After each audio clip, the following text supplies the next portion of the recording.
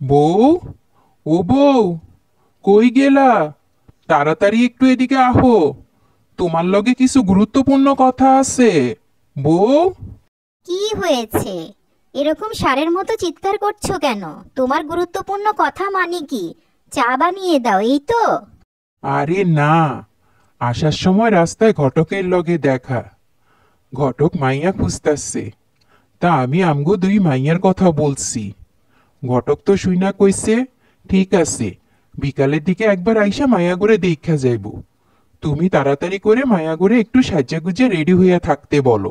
তাই নাকি? এটা তো সত্যি অনেক খুশির খবর। তা আমার মেয়েকে কি রেডি হতে বলবো? ও তো সবসময় এমনিই পরিপাটি থাকে।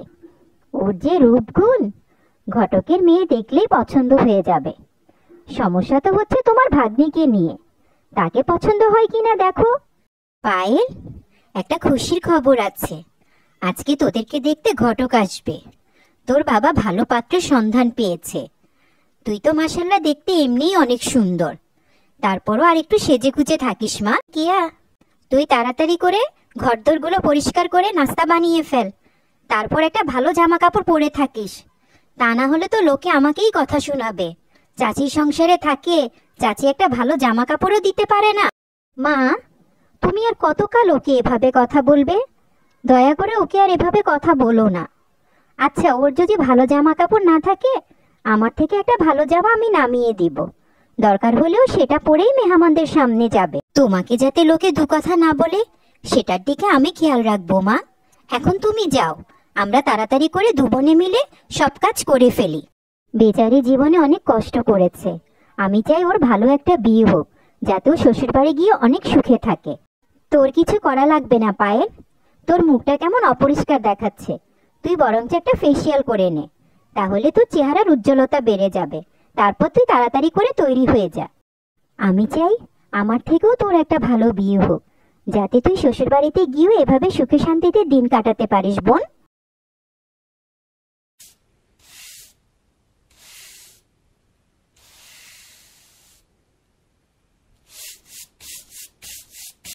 এই কেয়াটাকে নিয়ে আর পারি না। সারাদিন খালি কাজ আর কাজ। এদিকে ঘটক সাহেব চলে আসছে, আমিও তৈরি হয়ে গিয়েছি, কিন্তু ওর কোনো খবর নেই। যাই, তাড়াতাড়ি গিয়ে ওকে তৈরি হতে বলি। আপনার ঘরে ঢুকে এত প্রশান্তি লাগছে, মনে হচ্ছে আপনি দুটো মেয়েই অনেক কাজের। আমি আপনাকে দুটো পাত্রের কথাই বিস্তারিত বললাম। এবার আপনাদের মতামত। আপনারা যদি রাজি থাকেন, তাহলে আমি পাত্রদের সাথে কথা বলতে পারি। বাহ, মা জননীদেরকে দেখে তো চোখ জুড়িয়ে গেল। আপনার মেয়েরা গুণেও যেমন, এখন দেখছি রূপেও ঠিক তেমনি। জমিদার গিন্নি আপনার বড় মেয়ের মতো এরকম একজন ছেলের বই খুঁজতেছে। আপনার বড় মেয়েকে জমিদার গিন্নি অনেক পছন্দ করবেন। তা আপনি যদি রাজি থাকেন ভাইসব, তাহলে আমি পাকা কথার ব্যবস্থা করতে পারি। আপনি সত্যি বলছেন ভাইসব? আপনার কথা শুনে আমার মনটা জুড়িয়ে গেল। মেয়েটার যদি জমিদার বাড়িতে বিয়ে হয় এবং সে যদি সুখে শান্তিতে সংসার করতে পারে, তাহলে আমার মৃত ভাইয়ের আত্মা শান্তি পাবে। আমি নিজের মেয়ে আর ভাইয়ের মেয়ের মধ্যে কোনো তফাৎ করিনি। দুজনকেই আমি সমান ভালোবাসি এবং আমি চাই শ্বশুরবাড়িতে দুজনেই ভালো থাকুক। আপনি পাকা কথার ব্যবস্থা করুন ভাইসব। মা পায়েল, তুই আর অমত করিস না। তোর মায়ের সাথে এত অশান্তি আমার আর ভালো লাগে না। তুই রাজি হয়ে যা মা। তোর মা চায় জমিদারের ছেলের সঙ্গে তোরই বিয়ে হোক। ইয়ার কপালে যদি সুখ থাকে, যেখানে কি আর বিয়ে হবে, কি আর সেখানেও অনেক সুখে থাকবে। তুই আর অমত করিস না মা। তুমি সারা জীবনেও মায়ের সাথে পারলে না বাবা। মায়ের প্রস্তাবগুলো মেনে নিতে নিতে কেয়াকে সবকিছু থেকে বঞ্চিত করেছো। আমি বিয়েতে রাজি হলে যদি মায়ের শান্তি হয়, তাহলে যাও, আমি বিয়েতে রাজি। তবে মা, একটা কথা মনে রেখো, সৃষ্টিকর্তা উপরে আছেন। তোমাকে একদিন না একদিন এর ফল ভোগ করতেই হবে, এই আমি বলে দিলুম। পায়েল, দেখেছিস মা, তোর কত বড় ঘরে বিয়ে হয়েছে। দেখবি শ্বশুরবাড়িতে সব চাকর চাকরানিতে ভরা। তুই পায়ের উপরে পা তুলে বসে বসে খাবি, তোর কোনো কাজ করা লাগবে না। ইস, ভাবতেই আমার যে কি আনন্দ লাগছে। আমার মেয়ের এত ভালো জায়গায় বিয়ে হয়েছে, জমিদার বাড়ি বলে কথা। কি ব্যাপার, এই কেমন জমিদার বাড়ির রীতি? একটা নতুন বউকে এনে বসিয়ে রেখেছে, অথচ কোনো জনমানবই নেই। এদিকে আমার প্রচুর তৃষ্ণা পেয়েছে, কাউকে দেখছিও না যে এক গ্লাস পানি চাইবো। ইস, কি যে করি! যাই, নিজেই একটু গিয়ে দেখি কোথাও একটু পানি পাই কিনা।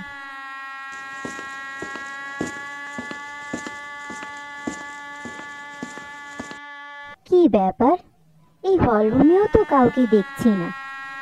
সবাইকে নতুন বউ বরণ করার রীতিনীতি নিয়ে ব্যস্ত। আবার আমাকে কেউ এখানে দেখলে কিছু বলবে না তো? ইস, কি যে করি কিছুই বুঝতে পারছি না। এই কেমন জমিদার বাড়ি, আর এই কেমন জমিদার বাড়ির রীতি। ওই তো একজন বৃদ্ধ মহিলা আসছে, দেখি সে কি বলে।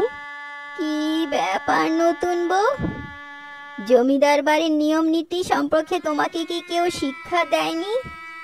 জমিদার বাড়ির বউরা যখন তখন নিজের রুম থেকে বের হয়ে আসতে পারে না।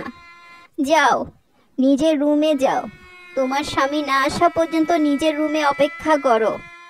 কেয়া, তুমি বিশ্বাস করবে কিনা আমি জানি না, তোমাকে প্রথম দেখায় আমি এতটা মুগ্ধ হয়ে গিয়েছি যে তোমার থেকে চোখই ফেরাতে মন চাইতেছে না। মনে হচ্ছে সারা দিন সারা রাত তোমার দিকে তাকিয়ে থাকি। তুমি এত সুন্দর কেন কেয়া? হয়েছে, আর বাড়িয়ে বলতে হবে না। আমি এতটাও সুন্দর না যে তোমার চোখই ফেরাতে মন চাইছে না।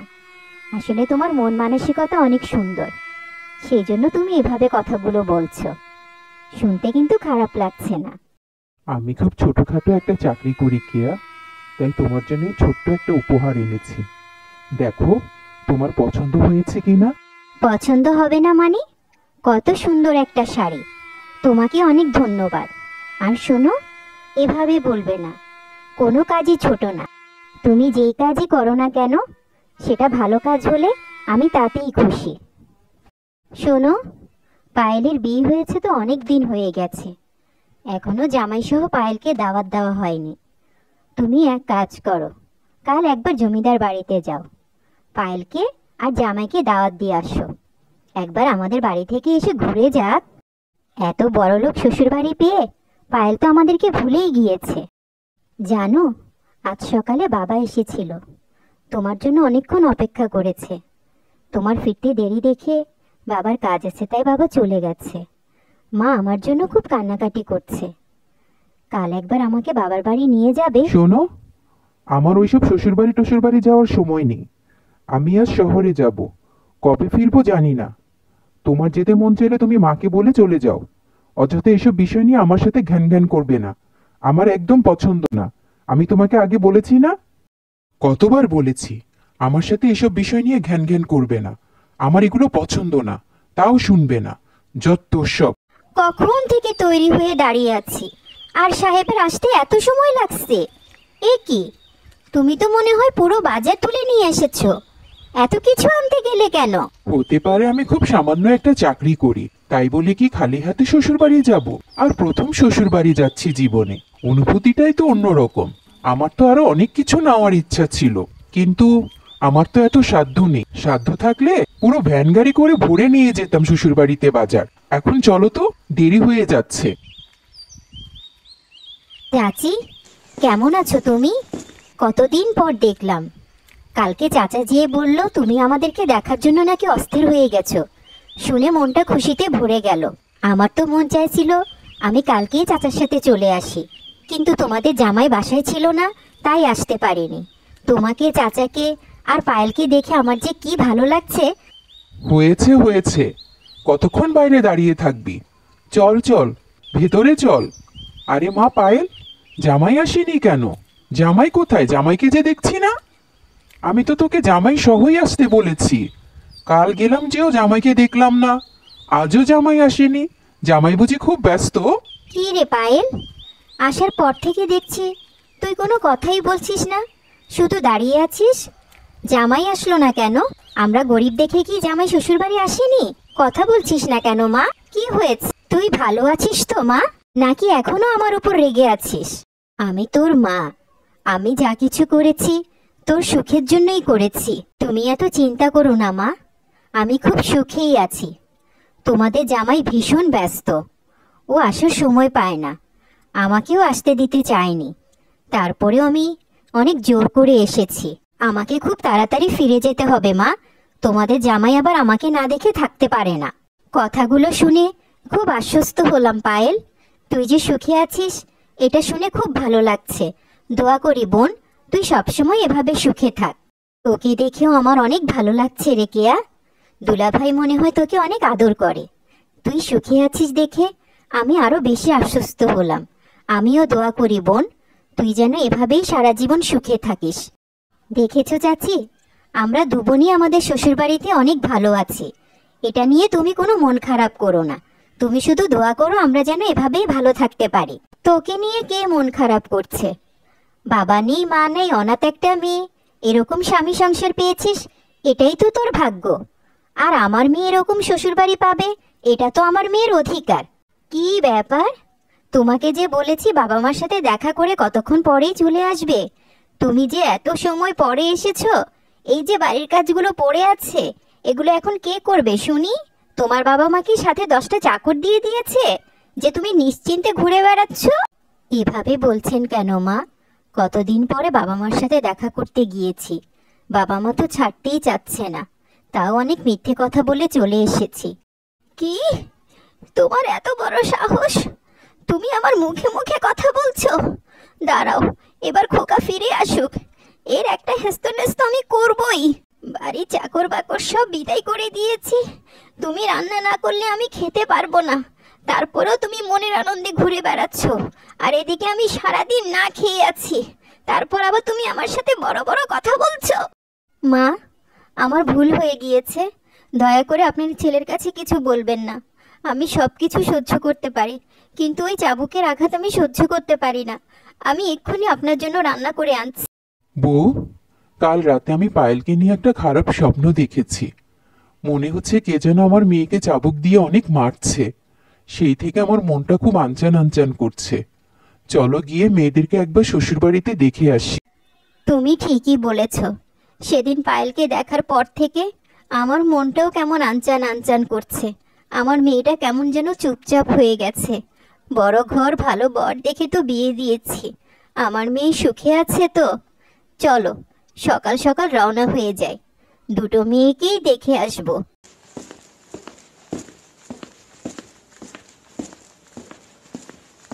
এই ব্যাপার, আপনাদেরকে এই বাড়িতে কে আসতে বলেছে?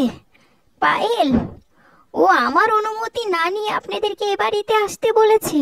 ওর কত বড় সাহস! আজকে আমার ছেলে আসুক, চাবুকের কয়েক ঘা পিঠে পড়লে সব ঠিক হয়ে যাবে। আপনি এসব কি বলছেন? চাবুকের কয়েক ঘা? ওগো তুমি শুনছো? ওরা আমার মেয়েকে চাবুক দিয়ে মারে। সেজন্যই তো সেদিন দেখেছি আমার মেয়ে এত চুপচাপ কেন। চাবুক দিয়ে মারে, এগুলো সব আমার পাপেরই মা, তোমরা সব জেনে গিয়েছো। আমি সেদিন তোমাদেরকে কিছু বলতে পারিনি, তোমরা জানলে কষ্ট পাবে। এখন যখন তোমরা সব জেনে গিয়েছো, তাহলে আমাকে এই নরক থেকে নিয়ে যাও মা। ওই জমিদারের ছেলে মাতাল হয়ে এসে রাতে আমার উপর অনেক অত্যাচার করে মা। আমাকে এখান থেকে নিয়ে যাও, আমি এখানে আর থাকবো না। আমাকে তোমাদের ঘরে একটু জায়গা দাও মা। ওই চাবুকের আঘাত আমি আর সহ্য করতে পারছি না। চল মা, এক্ষুনি চল, তোকে আর এই নরকে থাকতে হবে না। আমি সারা জীবন কেয়ার উপরে অনেক অত্যাচার করেছি, সেই জন্য সৃষ্টিকর্তা আমাকে এই শাস্তি দিয়েছে। আমি কেয়ার শ্বশুরবাড়ি যেয়ে কেয়ার কাছে ক্ষমা চেয়ে নিব। তুই আমাদের সাথে চল, তুই আমাদের সাথেই থাকবি। এক্ষুনি চল, তোকে এই দোচকে আমি কিছুতেই থাকতে দিব না।